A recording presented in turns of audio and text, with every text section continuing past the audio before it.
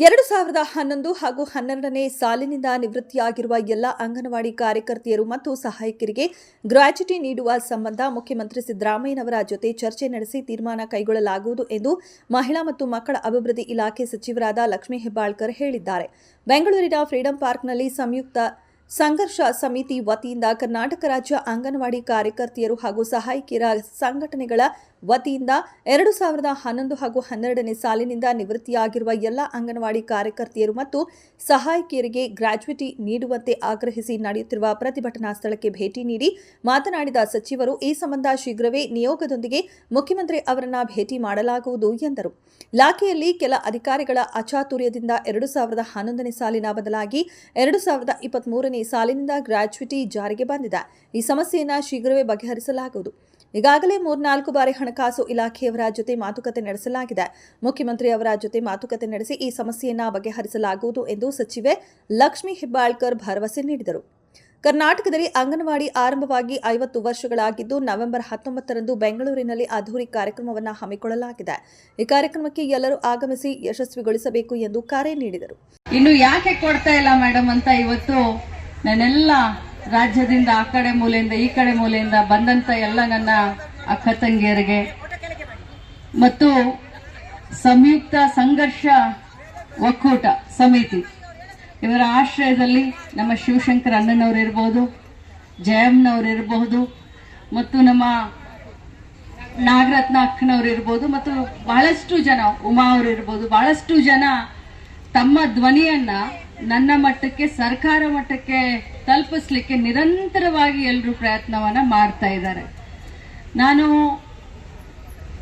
ಇವತ್ತಿಗೆ ಈ ವರ್ಷಕ್ಕೆ ಅಂಗನವಾಡಿಗಳು ಪ್ರಾರಂಭವಾಗಿ 50 ವರ್ಷ ಆಯ್ತು. ಸುವರ್ಣ ಮಹೋತ್ಸವವನ್ನು ನಾವು ಆಚರಣೆ ನವೆಂಬರ್ 19ರಂದು ದಿವಂಗತ ಶ್ರೀಮತಿ ಇಂದಿರಾ ಗಾಂಧೀಜಿಯವರು ಅಂಗನವಾಡಿಯವ್ರನ್ನ ಮಾಡಿದ್ರು.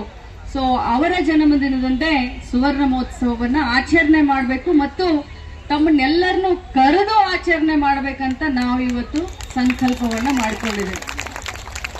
ಕೆಲವು ಅಧಿಕಾರಿಗಳ ಅಚಾತುರ್ಯದಿಂದ ನಿನ್ನೆ ಸುಮಾರು ಹೊತ್ತು ನಾನು ಶಿವಶಂಕರನ್ ಅಣ್ಣನವರ ಜೊತೆ ನಾನು ಕೂತ್ಕೊಂಡು ಮಾತನಾಡಿದೆ.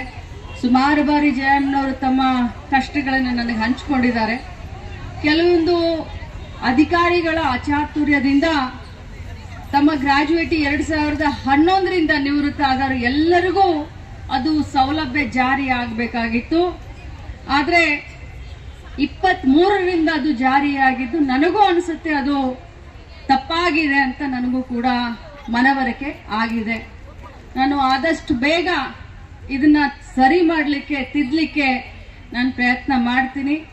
ತಾವು ತಮ್ಮ ಧ್ವನಿಯನ್ನ ಇಲ್ಲಿ ನಮ್ಗೆ ಮುಟ್ಟಿಸ್ಬೇಕಂತೆಲ್ಲ ಬಂದಿದ್ದೀರಾ.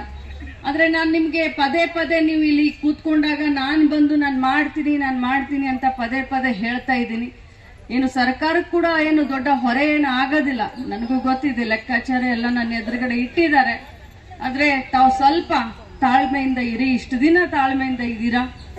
11ರಿಂದ 22ರವರೆಗೆ ಅದೇನಿದೆ, ಎಷ್ಟು ಜನ ಇದ್ದಾರೆ ಅನ್ನೋದೆಲ್ಲ ನನಗೆ ಕಲ್ಪನೆ ಇದೆ. ನಾವು ಒಮ್ಮೆ ಅಲ್ಲ 3-4 ಬಾರಿ ಫೈನಾನ್ಸ್ ಡಿಪಾರ್ಟ್ಮೆಂಟ್ ಅವರನ್ನ ಕರೆದು ಇದ್ರ ಬಗ್ಗೆ ನಾವು ಮಾತನಾಡಿದೀವಿ. ಆದ್ರೆ ಸ್ವಲ್ಪ ನಮಗೆ ಹಿನ್ನಡೆ ಆಗಿದೆ. ಫೈಲ್ ಅಷ್ಟೊಂದು ನಮಗೆ ಕ್ಲಿಯರ್ ಆಗ್ಲಿಲ್ಲ. ಬಟ್ ನಾನು ಹಿನ್ನಡೆ ಆಗಿದೆ ಅಂತ ಸುಮ್ಮನೆ ಕೂರೋಳು ಅಲ್ಲ.